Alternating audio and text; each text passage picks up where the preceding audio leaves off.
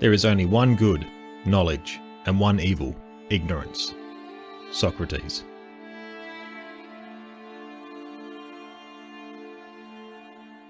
Hello, I'm Mark Selleck, and welcome back to Casting Through Ancient Greece, Episode 7, The Archaic Age, a Rebirth.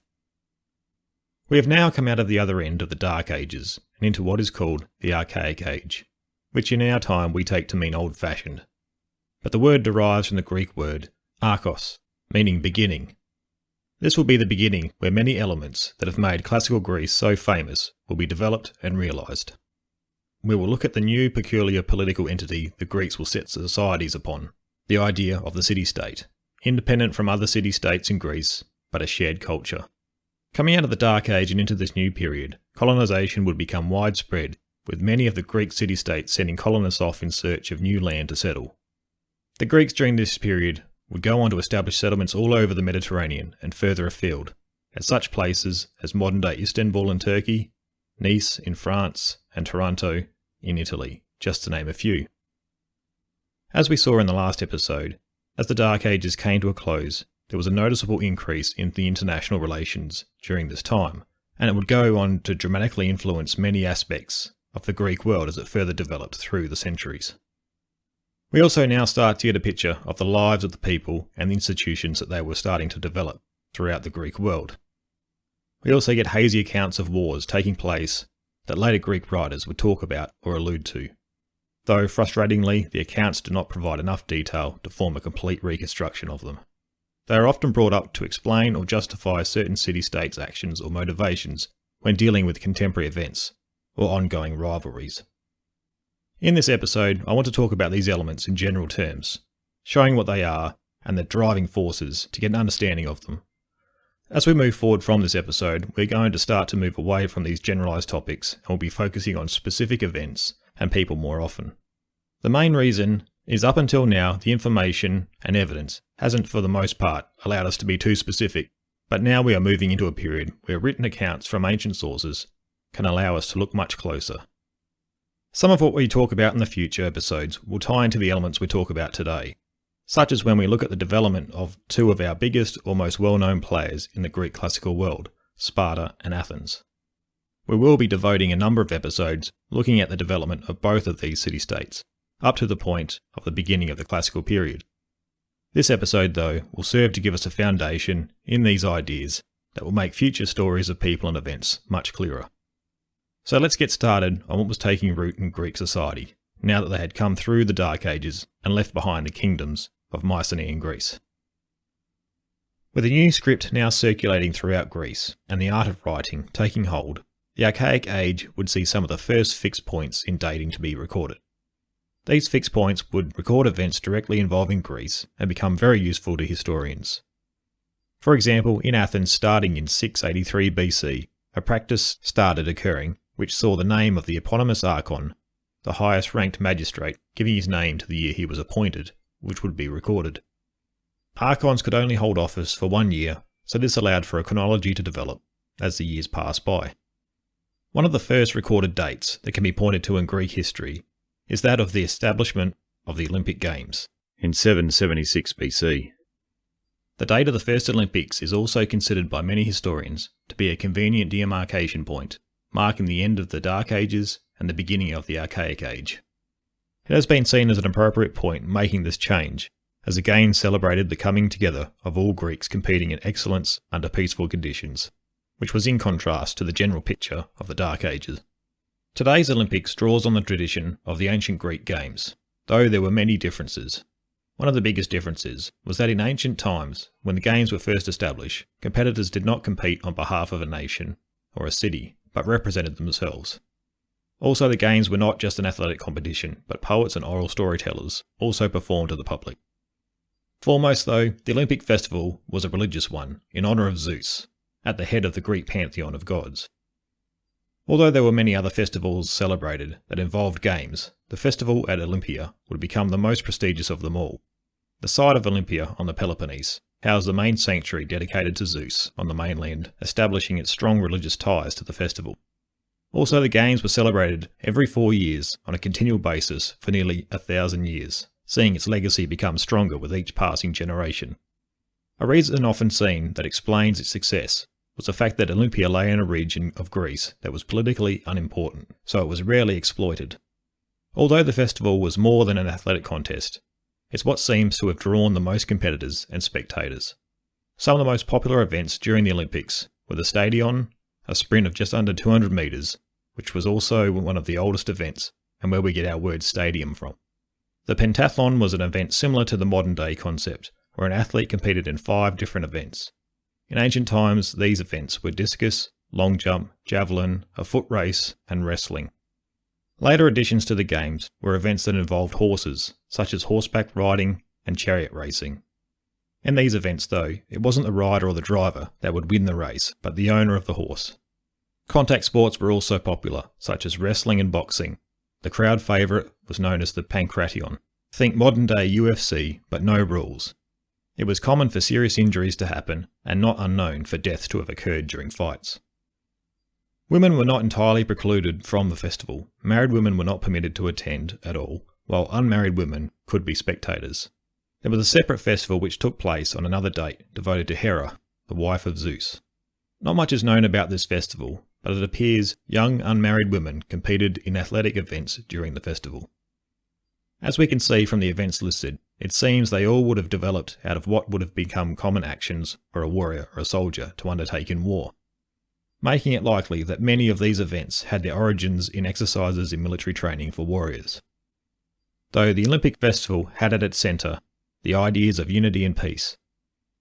They were a celebration of pan-Hellenism, meaning all Hellas. Anyone of a Greek-speaking background could compete. It didn't matter what city-state a person was from, they were representing themselves, and all that competed were Hellenes. The festival took place over 5 days, with people travelling from all over Greece to Olympia, which would see travellers on the roads weeks before and after the festival. So what was enacted and adhered to by all was a sacred truce. Even during times of war, this truce was enacted for a month, which would gradually increase to 2 and then 3 months as time passed. Safe passage to and from the festival for all spectators and competitors would be observed by all the city-states across Greece. This notion of a city-state was also a new concept that would be matured during the Archaic period. Emerging out of the Dark Ages was the most distinctive political unit in Greece, the city-state or polis, which is where we get our word politics from. In our modern world, we think of nation-states where we identify as a particular nationality, but back in ancient times, the nation of Greece didn't exist. What mattered was the city that you belonged to. With the kingdoms of the Mycenaean world dead and buried, settlements within Greece were able to develop independently from each other without a larger political force incorporating them into a larger kingdom. Some 1,500 independent city-states were dotted around the Greek world, and generally they were composed of an urbanised centre with land surrounding it, also considered part of it. To be a Greek or Hellene, in the same respect that in modern times people identify with their nation, was not of primary importance from a political perspective. A citizen of a city-state would firstly consider themselves an Athenian, Spartan, Corinthian, or whatever city-state they belong to. Each polis would develop their own law codes, their own systems of governing, and their own military to defend their polis. Each polis would also have different patron gods they would devote their cities to. For example, the patron god of Athens was the goddess Athena. The god or gods a city-state would devote itself to would almost always come from a larger Greek pantheon of gods that was part of the shared Greek religion. The common linkages of language, religion, and social structures would play a part in the city-states recognising their shared culture with other Greek city-states as opposed to foreigners. Generally speaking, anyone from a land that didn't speak Greek were considered barbarians, a term that developed due to the Greek speakers unable to understand the bar the foreigners were described as speaking, which the Greeks would then refer to them as barbaros. The physical structure of the city-state was not a new concept, as urbanised centres controlling the surrounding lands, such as that of Babylon and Nineveh in the Near East, had existed for centuries. What was different, though, was the fact that these Greek city-states were not ruled over by powerful kings or controlled by larger empires. A completely different power dynamic emerged due to the vacuum created by the collapse of the kingdoms of the old in Greece. This is what made them different to the cities of the Near East, as it was the citizen body that really made the polis. Only males could engage in political activity, but women were still recognised as members of a polis and played a part legally, religiously, and socially. Although many ideas and new technologies made their way into Greece from the Near East, including perhaps the physical structure of a city-state, the notion of citizenship seems to have developed independently, as it is difficult to find where it could have been imported from. Although the Greek city-states were fiercely independent from each other, their shared linkages would on occasion unite them in times of crisis, from outsiders or in the Greek minds, the barbaros. Even with the crisis at hand, competing interests of all the city-states involved threatened to destabilise any coalition that had been formed. The primary loyalty to one's polis was a concept that was to feature for the entire classical period, and arguably may have had repercussions for one's independence when encountering Macedon and Rome later in Greek history. It would seem the geography of Greece, which we have spoken about before, played a large part in so many city-states remaining independent and not forming into larger entities. This would also only allow a polis to reach a certain population level to stay sustainable. Most city-states in the Archaic period had a population of a few hundred to a few thousand people, and if a polis was to exceed this, they needed to rely on consistent food imports from abroad. The most successful polis was Athens, and at its height it supported a total population of a couple of 100,000 people, though this was the exception to the rule.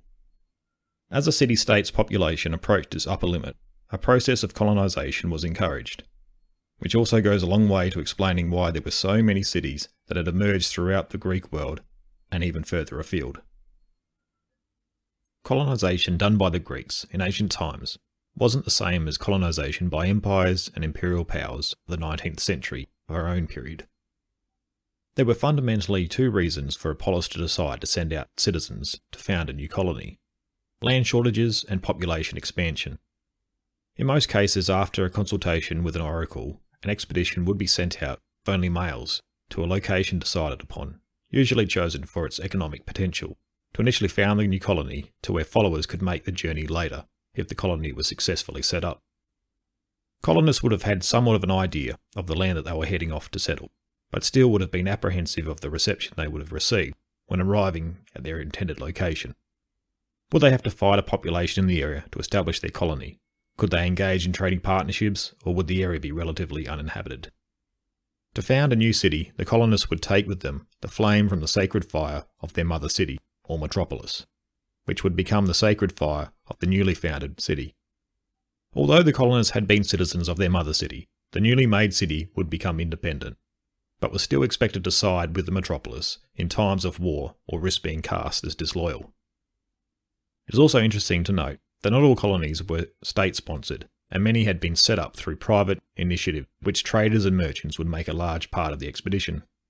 These were always motivated through economic means, and did not necessarily look at establishing their own colony, but would also become part of an existing one.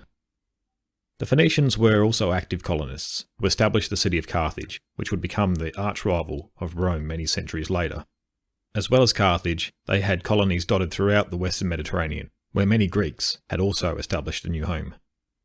State-sponsored colonisation found different ways in choosing who would become part of the expedition, from voluntary willingness, the selection of an adult male from every family, and even selecting undesirables from within the community. Whatever the method of picking out the colonists, it no doubt would have been a very anxious time, as sea travel in ancient times was fraught with danger, and not to mention the fact that most who set out would begin a new life and not see their families again. The economic opportunities, sense of adventure, and new beginnings may have helped alleviate some of these anxieties, while others would have just accepted their duty, while others would need further motivations to ensure their compliance with the polis's wishes. Here I want to relate a story that can be found in Herodotus' histories, as well as elements that can be found on an inscription that dates to the 4th century BC, known as the Foundation Oath. The Delphic oracle had instructed a man named Battus, from Thera, or modern-day Santorini, to set out with an expedition and found a city at Cyrene, in North Africa, in what is now Libya. It appears that the polis of Thera was unable to support its growing population, and one male adult from each family was selected to take part in the expedition. The oath also relates that if anyone who was conscripted refused to go would be put to death, and further to that, anyone who aided them in avoiding the journey would also suffer the same fate. It had been arranged that the colonists had 5 years to set up a successful colony, and if the time had passed and they were unsuccessful, they could return without fear of punishment. The story goes that Battus and his followers attempted to settle but were unsure of what action to take when arriving in North Africa. They tried to return home but were threatened with violence, so then set sail once again and landed on an island off the coast and suffered hardship for 2 years. It appears further overtures were made to return, but Battus was instructed that the colonists had not achieved what they set out to do. Herodotus has Battus consulting the Delphic oracle on what to do, where he receives an answer that he was not released from his obligation and that he had not landed in North Africa yet, where the agreed location for the colony would be. After Battus returned to North Africa proper this time, there are interactions that took place with people who lived in the area already, with Herodotus telling us of how the Libyans managed to convince Battus and his expedition to set up their colony that would not infringe on their own by leading them to a location without them seeing the best lands. The colony of Cyrene was eventually successfully established, and Battus would go on to lead it for 40 years. The explosion of colonisation began to slow down in the 6th century BC, but it is estimated that the number of Greek settlements throughout the Mediterranean had doubled from a few centuries earlier. The Italian peninsula and Sicily had a great deal of Greek colonies, to where the area was nicknamed Magna Graecia, meaning Greater Greece in Latin, and this is where we get our name for Greece from. The great city of Constantinople that became the capital of the Eastern Roman Empire, and in modern times became Istanbul, started out as a Greek colony of Byzantium. With the growth of the city-states and the numerous colonies set up in the wider Mediterranean world, contact with other peoples and cultures increased, with a larger range of diverse lands than had been experienced before. With the boom of colonisation in the early to mid-Archaic period came the increase in interactions internationally. We spoke previously about the increase in contacts during the Dark Ages, but now these contacts were on a much wider scale, with colonies and regions with other cultures that then had a direct link back to its metropolis on the Greek mainland. This would allow a vast range of ideas, technology and art to travel into the mainland much faster and be exposed to more people than ever before. As we spoke about in the last episode, these contacts brought into Greece one of the most important technologies, writing. The alphabet that would become the Greek alphabet was originally borrowed from the Phoenicians, who the Greeks were in contact with through their colonies in the Near East and through the many trade posts throughout the Mediterranean. The importance of this new alphabet was monumental. For the first time that we're aware of, the Greeks were eventually able to not only just record administrative documents, but convey passion and meaning in writing. This period saw two of the most famous poems being recorded, the Homeric poems, the Iliad and the Odyssey. Not only that, the Greek alphabet that was adapted from the Phoenicians would form the basis of the modern English alphabet that we use today. During this period also saw the return to constructing monumental stone structures, now that wealth had returned to the regions and city-states. The inspiration and trend in style that these structures and statues would take can be found in what has been constructed in Egypt.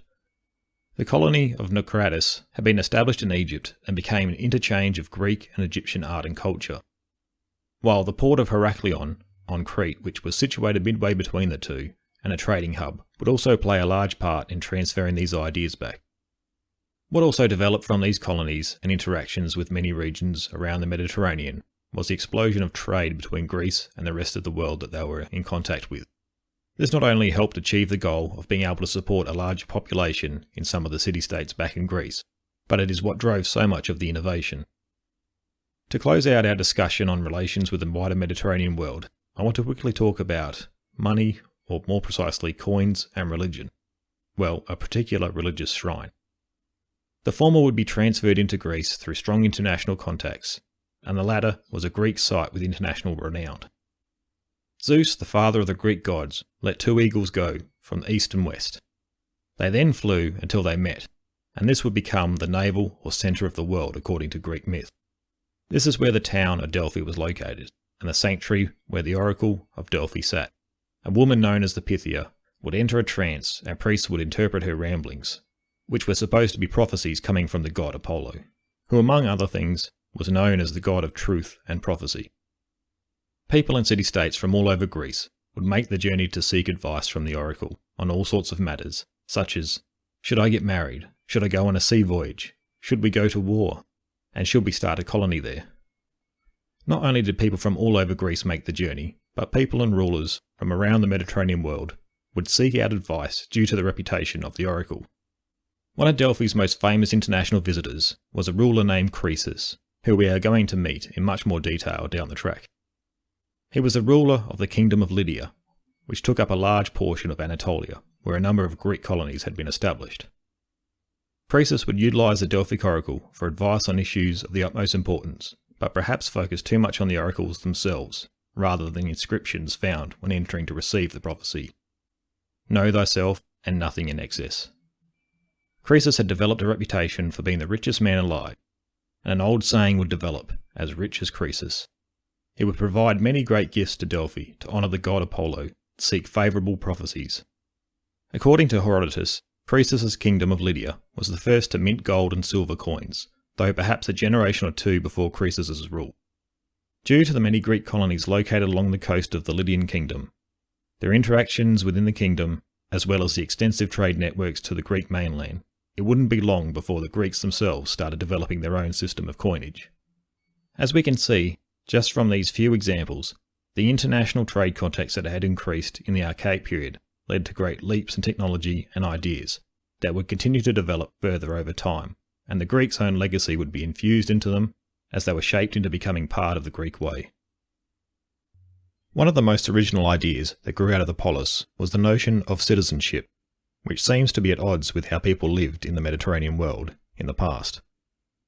For the first time, people who were not part of the social elite would have some form of say in the politics of their city-state.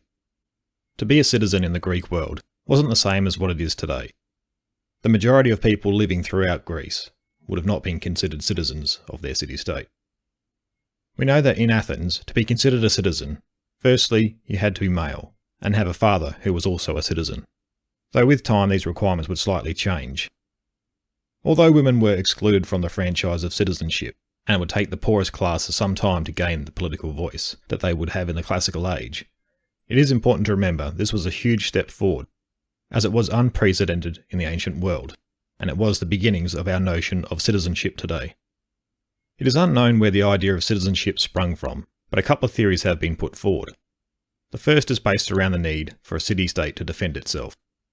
This defence relied upon the citizens themselves, with the main part of the army made up of what were called hoplites.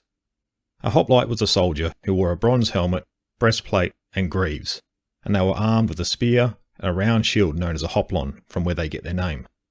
They fought in close order formations known as phalanxes, and all citizens were required to serve in the defence of their polis if required. We will go into more detail in future episodes about hoplites, but for now we will settle with this generalised overview. It has been suggested that in the early stages of hoplite warfare being developed, it was discovered by this new class that they had become essential to the polis, and its defence to where they could start seeking more say in how the polis ran. It is also important to note that a hoplite was required to purchase their own armour and weapons, so the poor were unable to fight as hoplites. The poorer classes would also be given citizenship, so perhaps the lighter armed troops that accompany the hoplite army, which these poorer citizens would have been fielded as, were also eventually recognised as important parts of the defence of the polis also. Though in most ancient references to warfare, the main focus is normally placed on the hoplites themselves. The second theory has to do with how a polis was governed. As during the Dark Age and Archaic period, it was common to have a popular ruler in control of a polis. These rulers were known as tyrants. Though the word tyrant didn't have the same connotations as it does today, it basically referred to a ruler gaining power by irregular means. These irregular means were usually by gaining popular support, and the most numerous of the population would have been the poor. When we get to the episode that looks at Athens more closely, we will see how the poorer populations were able to receive more political power. But perhaps this is how the non-elites in the polis first gained some political say. But like I said, in the future episodes we will see the evolution of the politics in Athens, which is where most of the written sources focus on. Lastly, I want to touch on conflict in this period. We get accounts of regional conflicts that take place, such as with Sparta and Argos, and Athens and Aegina, which we will look at in the episodes on Sparta and Athens. A lot of these regional wars seem to be a result of relatively new city-states still jostling for power and control over regions, either for resources or trade, with the areas becoming too small for multiple developing polises. But we also get a couple of references to what would appear to be major Greek conflicts involving alliances between multiple city-states, Frustratingly, the accounts give us nothing like the Greek-wide conflict of the Peloponnesian War, which would break out in 427 BC. Two of the conflicts that are brought up and also used to explain classical period tensions and alliances are that of the First Sacred War and the Lelantine War. The First Sacred War was the first of four, which would break out over a period of more than 200 years. All of the sacred wars revolved around the site of Delphi, being the most sacred shrine on the Greek mainland dedicated to Apollo. The first of the wars is supposed to have broken out in 596 BC and lasted just over 10 years. The shrine at Delphi was not supposed to be controlled by any one city-state, and was available for all to travel to. The war is meant to have broken out over what is described as lawlessness by the city of Kira, who was robbing and harassing the pilgrims on their way to Delphi. A league was in place that helped administer the shrine, which was a collection of states from throughout Greece, known as the Amphictyonic League. This league decided that they would intervene in matters and sent an army which defeated the city of Kira, whose lands around Delphi were made sacred and it was forbidden to cultivate or have animals graze on them. The war also saw one of the earliest examples of chemical warfare. When Kira was laid siege to, the League poisoned the water supply to the city by contaminating it with the roots of the hellebore plant. The setting up of the Pythian Games is supposed to have marked the end of the war, which began as competitions in the arts, such as poetry, painting, acting and music. It must be said, though, that most of the information that relates to this first war is related in works written some 100 to 200 years after the events, when the other sacred wars were taking place. This war, though, would set the foundation for the later wars, which to be classed as sacred were fought over issues of control with the sanctuary at Delphi. The Lelantine War is described by Thucydides as being exceptional, being the only war in Greece between the Trojan War and the Persian Wars of the early 5th century BC, in which allied cities, rather than single ones, were involved. It began like most conflicts in this period, though, over regional land disputes. On the island of Euboea, the city-states of Eretria and Chalcis had been steadily growing over generations, with both seeking ways to feed their expanding populations. Between the two cities was a plain that was suitable for cultivation and would become the reason for hostilities between the two. I just want to point out here again that all the information that we have about this conflict comes from the multiple fragmentary sources that span some 900 years, so it is difficult to know how accurate the details are, but the conflict and what took place was looked back upon by later Greeks and would justify their reasoning and decisions with future events. We are told of a code that was in place that saw the use of ranged weapons as being outlawed for the use in the conflict, which seems to harken back to the warrior mentality of the Bronze Age. To further support this conflict of warriors, the fallen were supposedly given funerary rites, like found in the Iliad. One warrior's burial was found near Eretria, dating to around this period, where he had been cremated and buried in a bronze cauldron, along with jewellery and golden items. But what made this conflict exceptional was the fact that many Greek city-states from the mainland, and even others from the colonies, joined in the war. It is unclear what turned this seemingly regional dispute into a major Greek-wide conflict, but later writers would draw comparisons with this war to the later Peloponnesian War, which engulfed all of Greece from 427 to 405 BC. It is unclear when the war broke out and how long it lasted, but dates of around the end of the 8th century BC are often alluded to. It also seems possible that the war may have had periods of peace before hostilities broke out again, as some accounts talk about more hostilities near the mid-7th century BC. Though, as I have said, the accounts from most of the Archaic period do not give us a complete narrative of these conflicts, and many are related some hundreds of years later. Often these later accounts are using old conflicts to justify contemporary events, though as we reach the end of the Archaic period, the accounts of wars would start to become much richer with information, perhaps due to the art of writing further developing and written history coming into being. Many of the institutions and characteristics that we associate with the ancient Greeks were continuing to develop and evolve during this period. There would still be some way to go in certain areas, especially when politics was involved, and the systems arrived at could look very different from polis to polis. Though as we have talked about, they'd all be united by a common culture and language. But as we will see as the series continues, this doesn't mean a nation of Greece would result from this. Many city-states would go on to form alliances with barbarians against their cultural brothers at different points. While for nearly 30 years, in the 5th century, an entire war was fought throughout Greece which saw Greek against Greek. We also need to remember that much of the picture that we get of this period, and most of Greek history, comes from Athens, whether the writers were Athenian or not. The works that we have today give us the best picture of Athens and Sparta, but references to others are dotted throughout, which still allow us to form a general picture of how Greek society was developing. We'll be staying in the Archaic period for the coming episodes. This time though, we'll be looking closer at two of the major players, Athens and Sparta.